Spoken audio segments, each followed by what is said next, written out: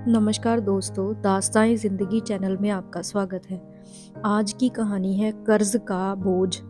उन दिनों तेनालीराम की आर्थिक स्थिति ठीक नहीं चल रही थी। विवश होकर उसे महाराज कृष्णदेव राय से कर्ज लेना पड़ा।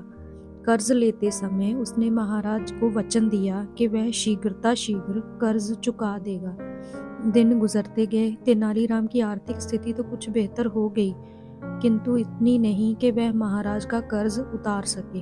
वह कर्ज को लेकर परेशान रहने लगा। उस परेशानी के दो ही हल थे, एक कि वह किसी तरह महाराज का कर्ज उतार दे और दूसरा किसी तरह उसे कर्ज से मुक्ति मिल जाए। दूसरा हल उसे ज्यादा उचित प्रतीत हो रहा था, लेकिन वह महाराज से कहे तो कैसे कहे कि वह उसका कर्ज माफ कर दे। बहुत सोच विचार कर उसने एक योजना बनाई और उस योजना में अपनी पत्नी को भी शामिल कर लिया। फिर एक दिन उसने अपनी पत्नी के माध्यम से महाराज को संदेश भिजवाया कि उसका स्वास्थ्य ठीक नहीं है, इसलिए वह कुछ दिन दरबार में उपस्थित नहीं हो पाएगा। संदेश भिजवाने के बाद उसने दरबार जाना बंद कर दिया। कई दिन बीत गए। तेनालीराम के दरबार न आने पर महाराज को चिंता हुई कि कहीं उसका स्वास्थ्य अधिक खराब तो नहीं हो गया, और उन्होंने तेनालीराम के स्वास्थ्य की जानकारी लेने के लिए उसके घर जाने का निर्णय लिया। एक शाम महाराज तेनालीराम के घर पहुंचे। पत्नी ने जब महाराज को देखा तो तेनालीराम को इशारा कर दिया कि वह बिस्तर पर जाकर कंबल ओढ़ कर लेट जाए।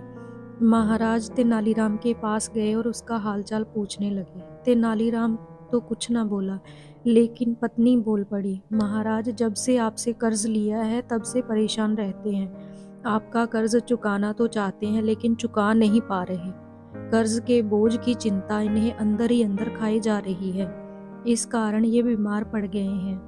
अरे, इतनी सी बात की चिंता करने की क्या आवश्यकता थी तेनालीराम? चलो, मैं तुम्हें कर्ज के बोझ से मुक्त करता हूँ। चिंता छोड़ो और स्वस्थ हो जाओ। तेनालीराम को सांत्वना देते हुए महाराज बोले। ये सुनना था कि तेनालीराम कंबल फेंक कर तुरंत उठ बैठा और मुस्कुराते हुए बोला, आपका बहुत बहुत धन्यवाद महाराज।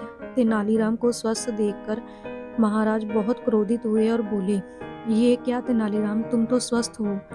इसका अर्थ है कि कर्ज से मुक्त होने के लिए तुम बीमारी का बहाना कर रहे थे। तुम्हारा इतना साहस, तुम तो दंड के पात्र हो। तेनालीराम ने हाथ जोड़ लिए और भोलेपन से बोला, महाराज, मैंने कोई बहाना नहीं किया। मैं सच में कर्ज के बोझ से बीमार पड़ गया था, लेकिन जैसे ही आपने मुझे उस बोझ से मुक्त किया, मैं स्वस्थ हो गया। महाराज क्या कहते। तेनालीराम की चतुराई और भोलेपन के मिश्रण ने उन्हें निशब्द कर दिया। तेनालीराम की कर्ज से मुक्ति के लिए बनाई गई यह योजना आपको कैसी लगी, कमेंट बॉक्स में बताइएगा। ऐसी और कहानियाँ सुनने के लिए चैनल को लाइक, सब्सक्राइब और शेयर करना ना भूलें। Thanks for watching.